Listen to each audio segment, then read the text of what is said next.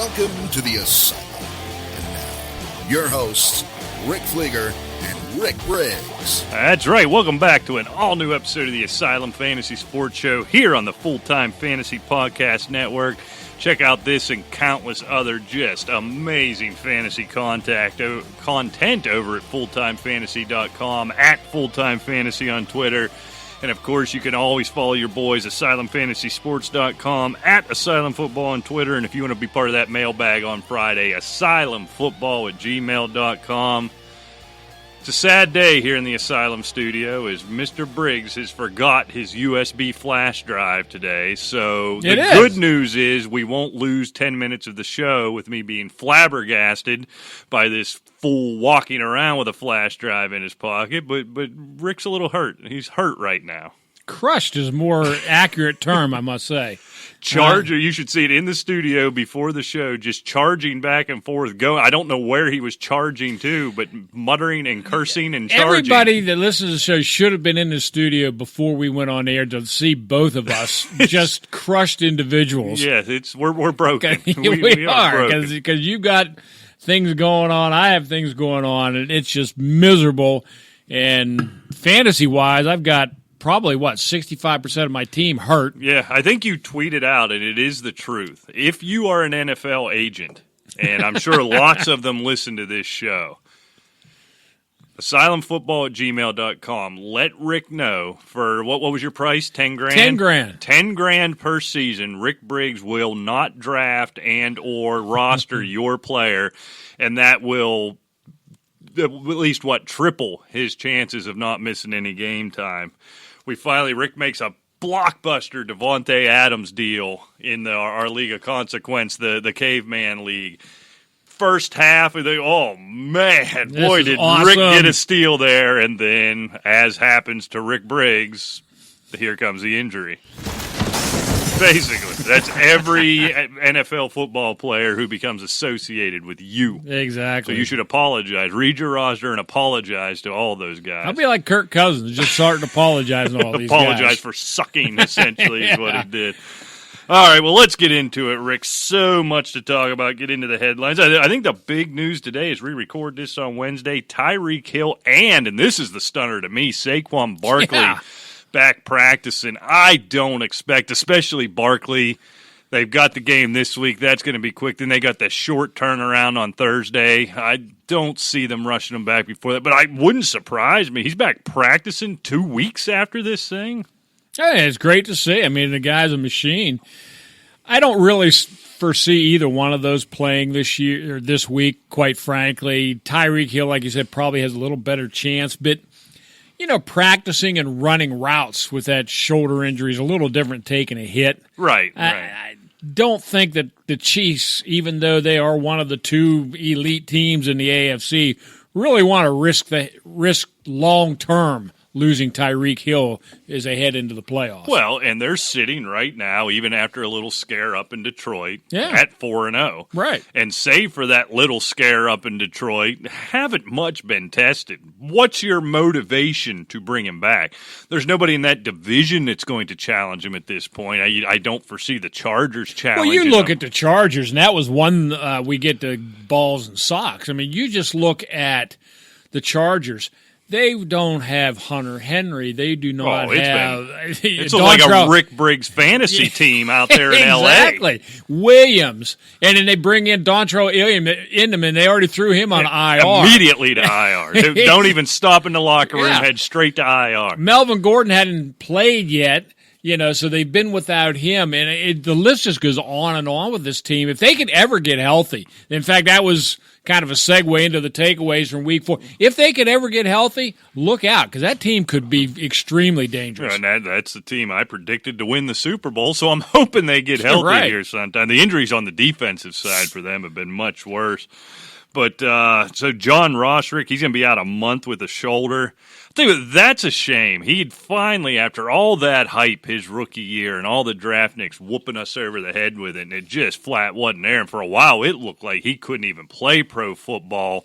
let alone stay healthy. Boy, a nice little start to the season, looked dominant, and here we go again, another long-term injury. I hope he doesn't turn into a Jordan Reed or a Jerick McKinnon or somebody like that. You just never know what this kid could do.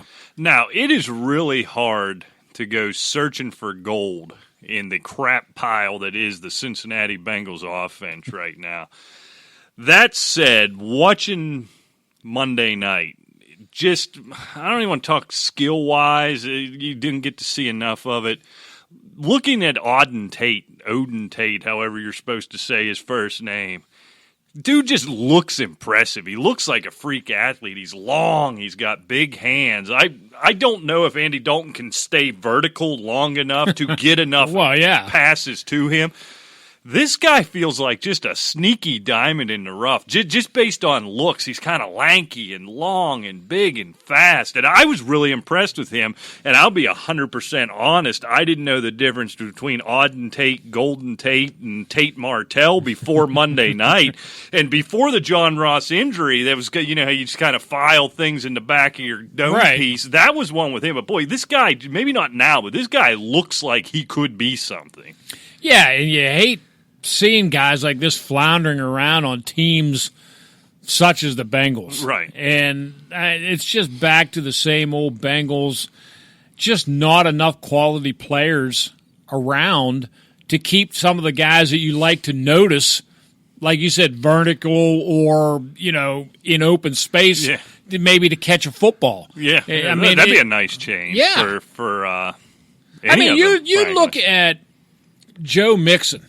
Throw him on probably 28 other teams in this league, and he's probably a top 5 back, statistically. Yeah. I mean, all you need to know about Monday night, he had 4 catches, Rick, but that's good, right? Well, yeah. Can you hazard a guess how many yards those 4 catches what netted? was it, like 16? One. One. Okay, one. yeah. Not 16. Yeah. 1 catch or 1 yard Yeah. on 4 catches. He doesn't have a prayer, and he's kind of become the mockery, the fantasy. It's not in that offensive line. What's weird is, and I guess you talk about the Rick Briggs injury bug. I don't know if you were drafting offensive linemen too. Cincinnati, we talked about it in the offseason, they made attempts to rectify this, and just nobody can get healthy. It's just a mess. These guys don't have a prayer. No, they don't. All right, James Conner limited with an ankle again, still being evaluated. It's a little early in the week. Marlon Mack. Now, here's an interesting case. We were talking about this before we went on the air. Right. Kind of where it getting the ball rolling with the kiss of death that Rick Briggs is in the League of Consequence. Marlon Mack goes out early dealing with that ankle. We thought, oh, God, here we go again. Frank Reich comes out on Sunday or Monday, whenever he did, it doesn't really matter, and says, well, no, he could have played. He could have been back in, but we play Hines in the no huddle, which I find odd because Mack's an athletic guy, but whatever. Maybe Hines has a real knack for this. But then he doesn't practice today. I don't know. It's too early to speculate, but it's kind of an odd deal. It is, and you hate hearing ankles, knees, that kind of thing, a bruised forearm, this kind of thing. That's one thing, but it's a minor ankle injury. It's a minor knee injury. Well, guess what? They make their money with those joints down there. Well, it's always minor when it's not your ankle or knee. It's like minor surgery, right? Exactly. It's only minor surgery when it ain't you. Right, when they're not cutting you. Exactly. Josh Allen's still in the concussion protocol after just getting obliterated against New England. Matt Barkley come in, played pretty well against a really good defense. I don't know if somebody has a week to game plan for Barkley if it goes quite as well, but little bit of hope there. Mitch Trubisky separates his shoulder. Not necessarily. Now, I don't buy this for a second, but it hasn't necessarily been ruled out this week. It's a minorly torn labrum. Not going to be any surgery. Another one of those minor injuries. Minor muscle tear. No big deal, except for the guy who's dealing with it, who I don't know, uses that shoulder to earn his living. But fortunately, it wasn't his throwing arm. But. Right, yeah. So I don't know. Don't expect to see him this week. Chase Daniel, to his credit, did a fine job. Same thing. Against a good defense. Right. I mean, he played well. He managed the game basically like an 11-year veteran should. I mean, he went in there I think Chase Daniel knows what he can and can't do. Right. Is he Johnny Unitas? No. Joe Montana? No. He's Chase Daniel, and that's what he did. He just played within himself, and he put together a nice game. And maybe Mitch Trubisky can learn a lesson here to a degree with that. When you have that defense, they almost are bordering on an all-time defense. When you have that running game, when you have a guy like, well, I shouldn't say running game, Montgomery can't get it going, but a guy like Tyreek Cohen who can get in the ball in space, they can make plays. They have ways to get things done. And playing defense that way, go in and style yourself to that. We're going to get into this with the Steelers and Mason Rudolph later in the show. Style yourself to your team. We don't all have to be Patrick Mahomes. Here's a shocker. Yes, I know Trubisky was drafted ahead of Watson and Mahomes, and it's, the revisionist history and the hindsight being 2020. We can all go back and mock that like, well, we all knew those two were better. Oh, yeah. Sure you did. But anyhow, you don't have to be those guys. Go out, manage the game. Chicago's got to figure out the running game. They got to get Montgomery going, or they got to get somebody else if it's not a Montgomery issue. Work Cohen into it somehow. Something. A 1-2 punch. I don't know. You go out there, you put up 20 points a week, that team's going to win 12 games. Score averaging 20 points a week in the way they're playing defense right now. Davante Adams, we talked about earlier after Rick's big trade. Iffy right now with some turf toe. That's a tricky one, man. You just never know. It doesn't sound like a big deal. Turf toe. It sounds kind of stupid, right? But yeah, well, he got up gingerly. I was worried it was an Achilles. You have all those tendons and everything in your toes that tie to your foot, and when that thing gets caught the wrong way, I mean, I knew a guy that cut his big toe off with a fly mow. He was on a golf course. I don't know if you ever knew what a fly mow is. No, I don't. It sounds cool, though. Well, you know what a push lawnmower is, right, with a regular blade on it. Well, this is back in the day when they still had the blades. After people started losing toes, they started putting big weed eater string underneath them. Oh, okay. Well, it is when the blade went around, it was just a flat deck on the ground where it rode on a cushion of air. So you could run this thing all along these big steep banks and get a nice even rolling cut. It over. Yeah, okay. Well, he slipped and his foot went in under. He lost his big toe. He had a heck of a time getting his balance, learning how to walk normal without that big toe. Oh, absolutely. Getting back to the point of Davante Adams, was a long way around to get here. Yeah, it took you a while, but I'm with you. But, no, fortunately they did an MRI. There was no damage as far as, anything torn, anything even, damage whatsoever. So yeah, I think I'm optimistic. It's probably just a pain management issue. They haven't said it specifically. I think Juju Smith-Schuster dealing with the same thing. He missed practice today with a toe injury. Last thing I have, don't know what to – well, actually, I'm curious what you think. Golden Tate reinstated after his 4-game ban for trying to conceive a child. Lord Goodell won't stand for that. No. And so, look, you see what Daniel Jones is doing. Sterling Shepard's looked really good. I'm a little concerned about Evan Ingram after last week, but it's 1 week after, 2 weeks of that. I'll be nervous. I would think there would be more of a rapport between a Daniel Jones and his big tight end. So maybe we'll call that a blip. I don't know. Hey, they're 2-2. Yeah. How does Golden Tate fit into this? I think he only enhances it. Now, to expect big numbers from him, I'm not sure. I have no idea how many practices he actually worked with Jones. Right. Yeah, exactly. And, that may be a lot of rust right there. I'm not sure what kind of shape Tate is in. I got to assume he's in good shape, but I don't know about game shape. So, I think it's going to work itself as the year progresses. Would I start him this week? No, so don't write and ask. No. Or next week, probably not either. Yeah. But we'll have to see it one time. Hey, look, the Giants are actually competitive. They're 2-2. And nobody was thinking this was going to happen, and this can only help. Yeah, it's just another absolutely. weapon. And you got Barkley coming back. Right. Now much sooner than we thought. You throw a Golden Tate in there with the way Ingram and the way Shepard. Boy, what Shepard has done. He was kind of an afterthought. He had that little injury at the beginning, missed a couple. You forgot all about him. Right. He's just a pass-catching machine, and it really seems to be a good rapport with Daniel Jones. All right, Rick, I know you don't have your flash drive, but is there any chance you have any Week 4 takeaways? Actually, I do. One of the takeaways was, I kind of touched briefly on it, was the Chargers. The injuries that they had, Phil Rivers put up 300 and some yards, without all those weapons that I was talking about. And you mentioned all the injuries on the defense. I think San Diego, geez, still talking San Diego. They will forever be San Diego here. I refuse to bang because I still think they're going back within 10 years. They certainly should. The Rams went back, so why can't Chargers go back to San Diego? But anyway, the Chargers, I think, could be a very dangerous team. They hang around even a game or two behind Kansas City. They're wild card material all the way. I mean, this is a tough team. Yeah, and so I think the biggest question with them is when you look at Melvin Gordon, being back. He was back. He was dressed last week, right? They just didn't work him in. With what Autin Ekeler's been doing, I know we talked about it last week. After a week to digest it, how do you feel? How does this thing shake out for you if you're an Ekeler owner, if you're a Gordon owner, for that matter? Well, I guess it almost has to go back to how you drafted Ekeler.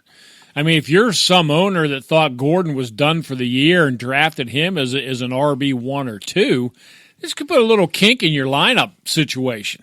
But if you happen to just pick him up thinking, well, I can start him until, or whatever, you still got a full-time flex play. Yeah, and I'm just wondering, after, again, knowing he wasn't going to play much, but him being dressed still in Melvin Gordon, what Ekeler did last week. Look, I know he's not the running back, emphasis on running that a Melvin Gordon is, but what he has done to this point, you'd have a hard time convincing me, even with Melvin Gordon there, that I want to take Ekeler off the field very often. You know what I mean? Obviously, Melvin Gordon's going to get some work, but I have to think, based on what Ekeler has done in his limited opportunities last season, in a full-time role this season, even if you have Melvin Gordon, what is the argument for taking Autin Ekeler off the field? I'm starting to get the vibe. Gordon will get plenty of work, and I think there's enough there to go around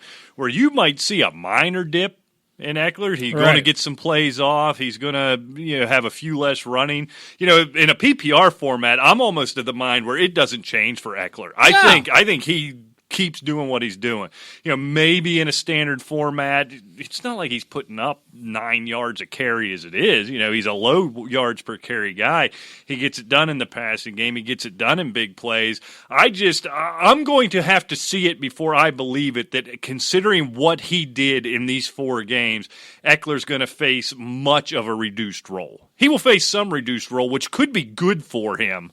You know what I mean? Right. But I think it might be Melvin Gordon spelling him, Melvin Gordon doing some short yardage stuff. How much could you reduce his role, seeing what he's done and how important he has been to that passing game specifically, that I believe right now they have 4 professional wide receivers on the roster? I have to think that especially in the last 2 to 3 weeks, because I'm sure they knew Gordon was going to be coming back pretty soon, et cetera, that they haven't come up with some different packages, right, for both these guys, especially with all the wide receiver injuries, the tight end injuries. Yeah, let's throw some wrinkles in there. I'm with you. They're going to get plenty of work. You're not going to bench them. If you do, you're going to miss out on a lot of points. Yeah, I was in no way panicked last week, but I'm even more emboldened this week after that performance that, Gordon's going to get his, but I just don't see much of a reduced role there. All right, mine, I'm going to step away from fantasy football a little bit to do my weekly bitching about the officiating in the National Football League. It's gruesome. They have got to go NHL style, where the NHL will just heel toe and fix something right now, which has always been one of my favorite parts of the NHL. If something's stupid and not working, they'll just go ahead and fix it mid-season. They don't care. This review of pass interference calls is so ridiculous. Why any NFL coach would challenge a call? We have seen, in the case of on last Thursday night, Avonte Maddox just mauled the receiver, absolutely mauled him. No call on the field, so be it. They go to replay at full speed, at half speed, at slow-mo. It didn't matter. It was clear he was climbing up his face mask, full second half before the ball gets there. Nothing. Monday night, the OPI on Johnny Holton. That's his name, right? Yeah. I can't believe there's a guy named Johnny Holton playing significant role for the Pittsburgh Steelers. They call a ridiculous OPI. Again, full speed, half speed, slow down. He didn't turn him at all, didn't push him with any force. Don't overturn the call. Look, the referees, I think what's been clear is the officials have decided they don't want this. This makes them look bad. This is a problem for them. They've had enough of it, and they're not going to overturn it. So you've got a subjective call being looked at objectively in replay, being looked at by absurd excuses for human beings, i.e. Al Riveron. You've either got to fix this, get rid of it, something's got to get, because this is a freaking joke. When you got Tony Dungy all over, you ever watch Tony Dungy on Twitter? Just crushes. This is all he does on Sunday now is crushes this rule. And that ain't Tony Dungy's way. That tells you how absurd this thing is. It is. It's we've been complaining about this for about 2.5 years now as far as officiating, and it keeps getting worse and worse. And is it all the referees' fault? No, because the NFL keeps coming up with all this junk for them to try to, like we've mentioned before, it's almost to the point where they're looking at each other if they haven't thrown a flag on the play. Yeah, what's up? Somebody had to have done something. Right. And it's horrible. I mean, thank God for Red Zone, because, while they're sorting out a 4-yard run, in the middle of the field, at least they can go to some other kind of a game and see another play before there's a flag thrown. I mean, it is totally ridiculous. I can't either get rid of it or enforce it. I don't care which, but one of the two has to happen. This nonsense, this is craziness. And you know what's going to happen. They're going to start enforcing it. Here's my biggest fear. Then you're going to see one of these Hail Marys at the end of the game where that's nothing but PI because it's 15 grown men in a rugby scrum waiting for a ball to come down out of the rafters, and they're going to have to overturn one of it. This is where this has got to go away. Thank you, Saints fans, and all your whining and bitching and moaning. Yeah, you got a bad deal, but oh, poor us. And now we're stuck with this turd of a rule that makes these games yet even more unwatchable, where it's getting to the point where, boy, it's really tough. If there wasn't fantasy football, I ain't certain I'd be watching anymore. Oh, I know. And you can see how everything is gearing now. It's really geared towards fantasy football, and now it's really geared towards the sports betting part. Right. But even, all the shows, that's all they talk about anymore. That's all it is. That's it. And, it's not the game. It's not the integrity of the game. It's not fandom. It's not, I'm rooting for my team. I hope they get a Super Bowl win. It's, I hope I can cash in on this schlep of a game and not get ripped off by a bad call. Yeah, at the end, to help somebody cover, to cost my player that's going to win my fantasy league a touchdown. Exactly. Got anything else without your USB drive? I actually have a take. No matter what you think of Kirk Cousins, whether he's a modern-day Tony Romo or he's not even as good as Tony Romo, whatever, that guy had no chance whatsoever against Minnesota Vikings. He was under duress every single play. That offensive line looked like you and I out there trying to block Khalil Mack. It was bad. Terrible. It was gruesome to watch. I agree. That being said, Kirk Cousins hasn't been good enough. No, he hasn't been good. That's not my point. But that offensive line, does it a point do you get gun shy after a while? No. You know what I'm saying? And he's got to get rid of the ball. Right. He has got to get rid of the football. I understand that. But when you have a second and a half to make up your mind and see the field and get rid of it, it's tough. They had no chance in that game. I am persuaded, however, by a guy like Adam Thielen just laying into him and then kind of not laying off after the game tells you, yeah, there's a part of that to it, but there's something isn't right in Kirk Cousins' game. And for him to continue to go, you wonder, is it a preparation thing? Is it what is it? There's a little bit more going on there, and it's interesting to me. Yeah, I don't know how it could be lack of preparation because everybody's there. Yeah. Well, you know what I'm saying? That's or you're here, but your flash drives 20 miles yeah, but away. But all that great knowledge is still up here, buddy. It's still right here in the old noggin. Gin-soaked and 90-year-old noggin of yours. No, not gin, man. That stuff tastes like dirt. But no, I don't think it's lack of preparation. I'm really starting to think that, well, number one, I just don't think he's very good. No, I think Minnesota made a mistake with this guy. Right. And because you have too many weapons at your disposal not to be able to at least have a game here or there, right? Think about it. They're about to trade Stephon Diggs only because your quarterback's so bad he's useless to you. You know what I mean? That's kind of a stunning development when you think about it. It's not because he's not good, he's not performing, his salary cap hit's too big. It's because your quarterback isn't good enough to support him. And this is one thing that I'm really trying to figure out, because this is the same guy where Diggs had 102 catches last year. Adam Thielen had, 100 and I can't remember, like 16 or 17. Right. I mean, that's 220 catches basically between those two guys from this same quarterback. Yeah, so what happened? Exactly. What happened? That happened. That happened. Gotta be the I don't even know what it is. I mean, the offensive line, we'll give them a good piece of that. I accept that, but there's something up with the quarterback. Yeah, I mean, I'm not blaming the whole thing on the offensive line, because obviously Dalvin Cook has been phenomenal this year, so they're opening holes and so forth for him. But I was talking, that game was just a terrible display. But I don't know what happened. I really don't. I mean, is it a confidence level with a Kirk Cousins?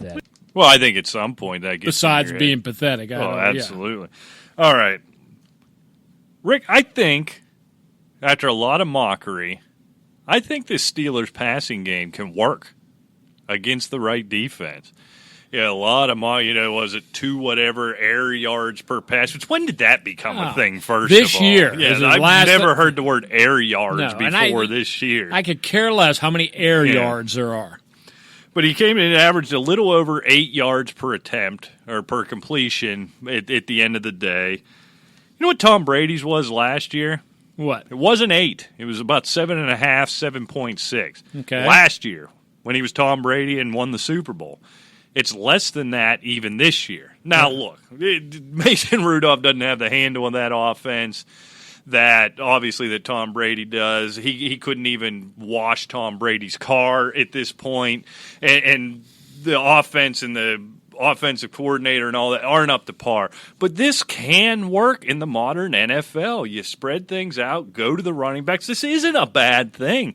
I think it's a bad thing as a Steeler fans, because I think you see, all right, Mason Rudolph isn't that long-term answer. Hopefully you get those 2 or 3 more years out of Ben, because I don't know that you can do this in perpetuity. Maybe you can. I don't know. But he's not the big-armed, exciting quarterback you thought. Well, he's not Ben Roethlisberger. Well, so what?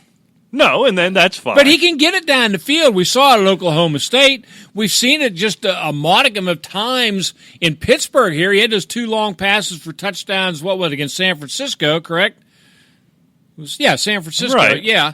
And then when they had the chance, of course, Johnson was wide open. He had that ball downfield.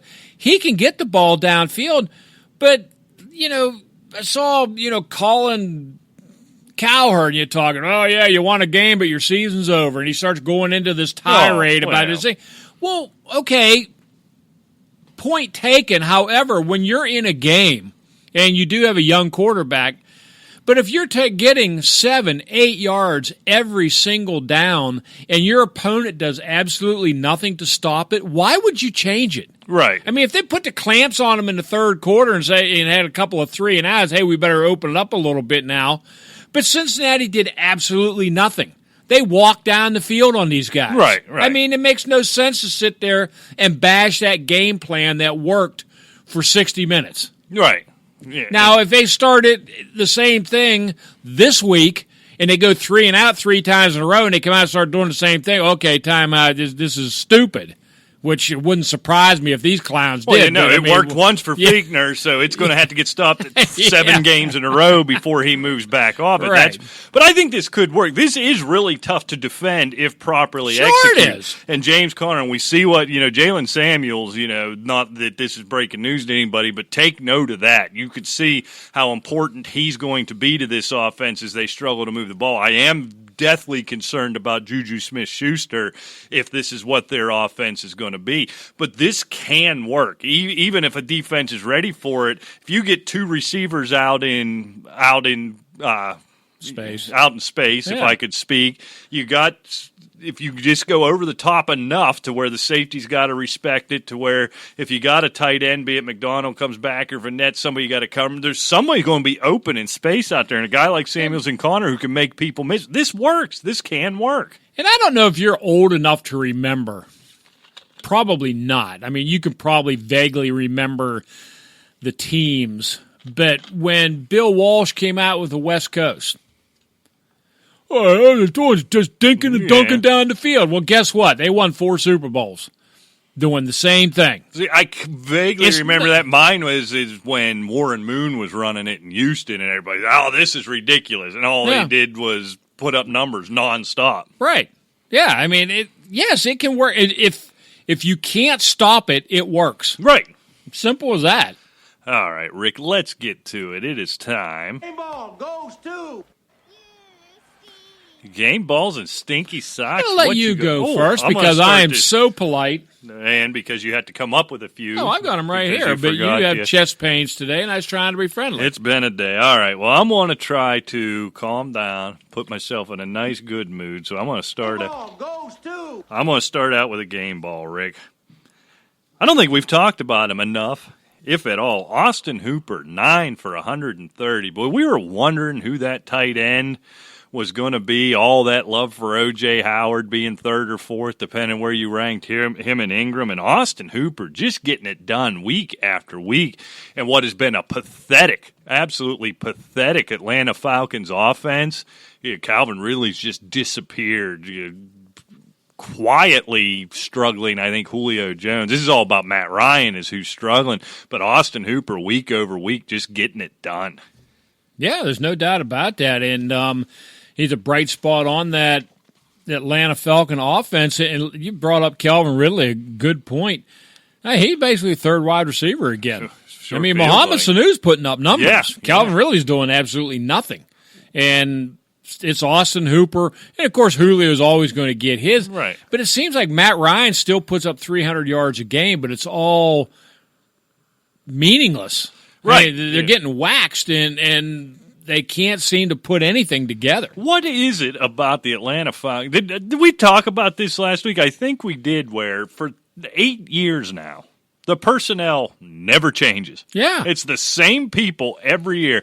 And every other year they win the division and make a playoff run. And every other year beyond that, they go 4-12. I don't understand it. How does this happen? Yeah, weren't they? They were crummy last year. I assumed they were going to be better this year. The quarterback hasn't changed. You got one of the top 3 or 4 wide receivers in the game. He hasn't changed. The top running back's still there. The number 2, the 1B is gone, but the top running, and they stink. They're horrible. I know they've got injuries on defense, but even offensively, it's been ugly. It's been uninspiring. It's been rough. I don't get it. And this happens with them. It's just Atlanta. It's a strange team. It's a strange division, and you just never know what will happen. They may roll off 4 in a row and then lose 3 in a row again. It is strange. Yeah, you just can't you never can seem to put a finger on the Atlanta Falcons or the Buccaneers. Yeah, Tampa Bay. They're week over week, so hard to predict. Oh, there's no doubt.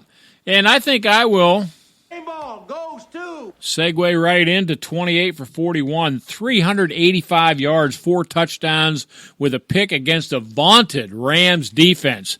Jameis Winston puts up 55 points on the Rams. Put your hand up if you saw that coming. All right, you're a damn liar. Yeah. All of you put your hands down. That was absolutely stunning. Yeah. Okay, you're sitting there watching the game like I was, right? And you see, okay, it's 7-0 or what? It's 14. Well, boy, they jumped on it. They must have had a fumble or something. Rams will come back. And it just keeps going and going and going. Well, and then the Rams do come back. Yeah. To a degree, you think, oh, God, here we go again. Yeah. And then Tampa, Jameis Winston just keeps coming. Chris Godwin, who I had benched all over the place because I didn't have anybody else in that 4 o'clock window, and I wasn't convinced he was going to play. Well, he done made me look like a fool before the first quarter was over. Mike Evans still getting his. But that offense looks really good. Ronald Jones ran the ball really well. Peyton Barber did his Peyton Barber what thing. Peyton Barber does. But when you get those two receivers playing at that level, and Jameis Winston even being competent, I'd say he's been very good the last 2 weeks, but even being competent with those weapons around them, the defense is still terrible. They can't hold a lead, but that offense, wow. Yeah. And what we talked about in the preseason about Ronald Jones and Peyton Barber, I think we're starting to see a little of this fruition come to it. If you saw any of I didn't see the game, but I saw some of the films. You notice he was in doing a lot more pass blocking for Jameis Winston as opposed to Peyton Barber. He's picking that up, and that's what was holding him back, period. Yeah, I don't trust it yet. I'm going to need... It's Tampa Bay. Yeah, I'm going to need to see a couple of weeks. It feels like Ronald Jones is starting to separate himself here a little bit, and it's been all about the pass blocking. Now, whether or not, like I said, anecdotally, I walked away feeling like he is much better at that. Right. I haven't watched any film, and to be honest, if I watched the film, I probably wouldn't know what the hell I was looking at anyhow, unless he planted a guy or somebody planted him. Beyond that, I don't know the subtleties of blocking, weak side blocking. That being said, it feels like he's starting to separate himself. Yeah, he is. I mean, you can watch. You watch a lot of the. Pay attention to some of the backs. Some of these backs get trucked. Oh, absolutely. It's just like, whoops, sorry, my bad. But I mean, he seems to be picking up a little bit, and that's what they need. All right, let's get with my mood here. Oh, there's so many, but I got to go with Sonny Michel, Rick. Sonny Michel, Sonny, Oney. Doesn't matter. Sonny and Cher. He stinks. He is awful. Dead last.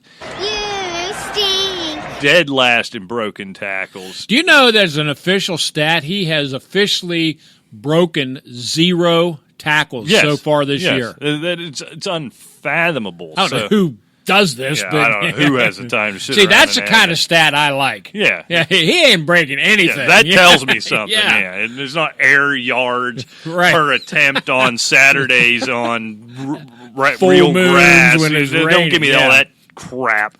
But yeah, that's something I can understand. And he's not breaking tackles. He's just been downright bad, and I don't understand it. It's so promising in spots last year. Very limited attempts 2 weeks ago. Touched the ball plenty last week, and it's not getting any better. This is a guy you drafted as your RB2. It's time to move on. But the problem here, Rick, we talked about before we went on air, the minute you sit this joker down, you know what's going to happen. Sure.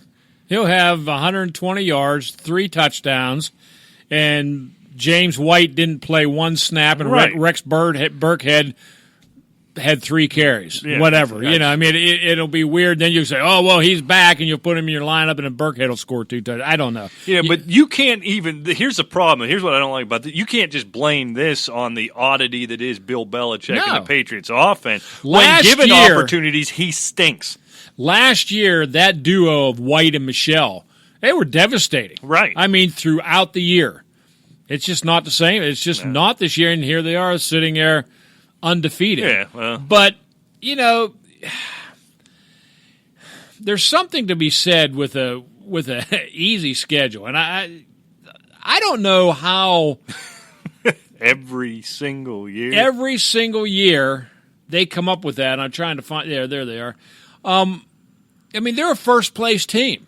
I mean, they were in the Super Bowl. I thought they were supposed to be some sort of you played first-place teams of other divisions and so forth. You do. Yeah. Well, that's what I thought. I mean, and here's their schedule. I mean, they played Pittsburgh. Who stings. We didn't know that going in. Well, then they had 3 division games with Miami, the Jets, and Buffalo. Buffalo give them a tussle there. But then they play the Washington Redskins this week. They play the Giants. Then they play the Jets again. They play Cleveland. Okay, I wasn't a first-place team. They play Baltimore. Well, they're playing the whole NFC or AFC North. Yeah, you I guess. play Yeah, one full you're right. division Okay. every year. Okay, then I guess they do conferences. play Philadelphia. They must be playing the NFC East. Right. Dallas. Then they're playing Houston, I guess, which is the first-place team, and Kansas City, so it does pick up a little bit there. And then Cincinnati, Buffalo, Miami. I mean, it's just, I guess, six of their games just seem like cakewalks. Yeah, at a minimum, Buffalo will always give them one game. Otherwise, that's 5.5 gimmies every year. You know. Yeah. Do you take anything away from? I was struck by. Did you pay much attention to that game at all? Yeah. Yeah, I was looking forward to how that in the game. second half, Tom Brady essentially said, "I ain't even messing with this nonsense. I'm getting off the field." And we're going to let our defense win this game. It was 2 steps, slam it in the ground, back to the bench. Is that just does it speak to how well Buffalo was playing and how much he trusts his defense, or any cause for concern or any cause for excitement if you've reached to the point like me where you're just sick of New England? If I'm part of the Buffalo Mafia, I'm pulling my underwear over my head because that team played well. Oh, absolutely. Look, they're lacking a quarterback, at least at this point. Josh Allen's not there yet. I mean, the kid's got the tools, but they beat him literally into the ground. Damn Okay, near killed him in the end. New England defense is brutal. Buffalo's defense is brutal. The offenses were.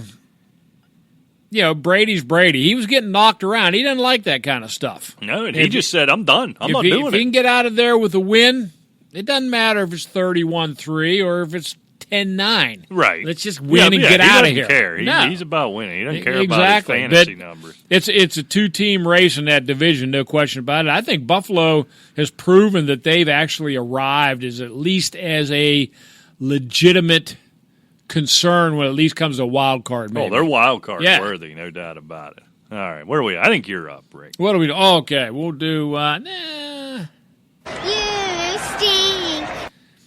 They come off a hard loss, but been a little bit disappointed in Deshaun Watson this year. And, 21-33, 160 yards, no touchdowns.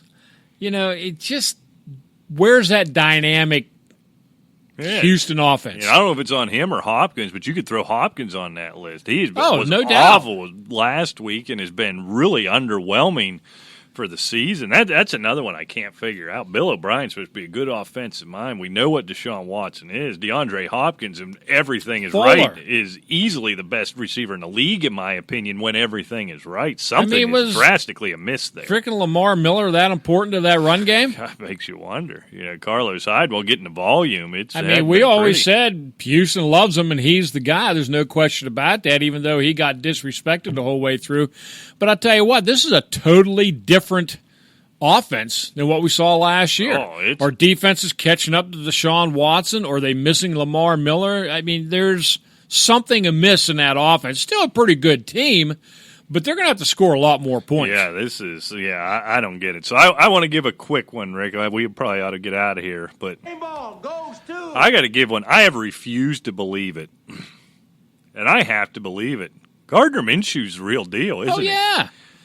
I think it's Minshew mania. I think it's just the moxie. You look at the numbers last week, only 213, but 2 touchdowns. Look, he was, on the road. Did you watch that game? I did. And it's just he made plays when he had to make him. He ain't scared. He's using Leonard Fournette. I think we've seen a resurgence of Leonard Fournette coming out of this. In Denver, against a pretty good Denver defense, although not what it used to be, obviously. But that's a you got a road test. Minute, 20 seconds ago, whatever it was, you just lost the lead. No problem. We'll walk you right down there. That was impressive. It's amazing. I think he might be the real deal. And so you look at him. What happens in November when Nick Foles comes back? If he keeps winning games and keeps getting it done this way, you really have to question this. Nick Foles won't. If Jacksonville say, what are they? They're 2-2 right now. Say they're 7-3. Nick Foles won't be playing. Well, that's what I'm thinking. They would riot in Jacksonville. They should. And they should, exactly. I mean, you play, if you're winning, you don't take away your best chance to win. And you have a guy coming off a broken bone in his throwing shoulder. I mean, that's just stupid. What do you do if you're Carolina? If they keep playing Same this thing. way? I think Cam Newton's about done. I really do. I really do. I think he's going to have a stone-like plummet. I mean, and I think we're starting to see him already because he just doesn't have – look, he can't hardly throw. It doesn't seem like it. It just doesn't. They keep saying his shoulder's fine. He looks good in practice. But I watched the games. He's not throwing well. No. He's not running. And he obviously can't now with a broken bone in his foot. So you know that part of his game is shot at least for 2019. This guy's taken a beating over the years.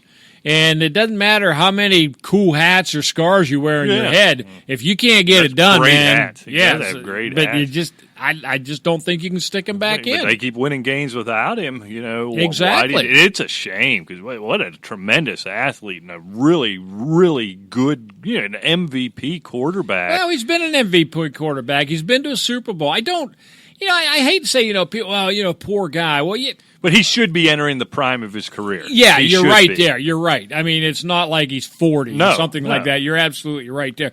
But I mentioned it a couple shows ago. This guy reminds me so much of Dante Culpepper. Right. I think that's a good comparison. Fast, and boom. He just took so much beat, and he was done. Yeah. And so there you have it. I don't know. I think that's about it. All right, Rick, before we get out of here, we got to pick Thursday night. It should be a good one, which means it'll be a turd because that's what happens on Thursday nights generally.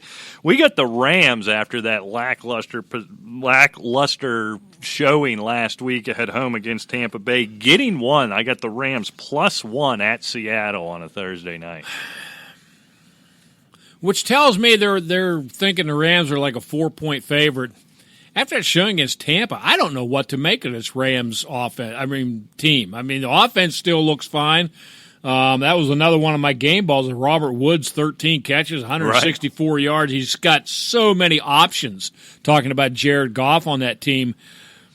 Russell Wilson's a freaking magician. And, I mean, he gets points for Seattle.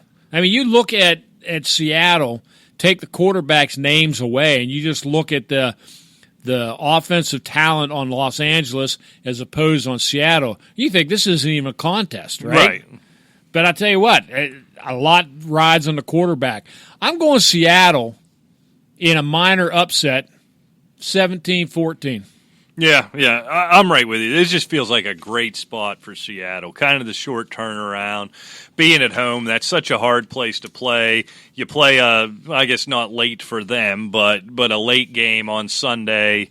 You take that beating. Now you got to pick it up. You got to lick your wounds. You got to go up to Seattle on a Thursday. It just doesn't set up very well for the Rams. And I think what I'm persuaded by most is kind of the bounce back, what we saw, the determination, what we saw out of Chris Carson after. He always looked good putting the ball on the ground, and he just looked like a man possessed last week. Russell Wilson's in one of those stretches. He gets in one of these stretches every season. It's usually a little later in the year, right? We kind of write them off in mid-October. They look terrible, and then he gets it going. Russ Wilson's in one of those streaks right now. I can't come up with a scenario in my head where, other than some weird Thursday oddness, which happens, other than that, I can't come up with a scenario where, with all the circumstances surrounding it, where Seattle doesn't win this game. So I'm going to take them a little bigger than that. I'm going to take Seattle here 31-23. I think it could be a kind of an ugly grind them out type of deal, but I think that benefits Seattle as well, being at home. So, I'm with you. I take Seattle here, laying that one, I guess. I got to lay one to do it. But that 12th man, I mean, I don't think it can be underestimated in a division game. And on a Thursday, on that quick turnaround, that's a tough deal. All right, well, let's get out of here. Good luck this week. Make sure you listen in Friday night here at Full-Time Fantasy, at Full-Time Fantasy on Twitter. Get those questions into the mailbag at Asylum Football, asylumfootball@gmail.com. Till Friday, if we don't talk to you, shame on you, but good luck till Friday. We'll see you. Take care.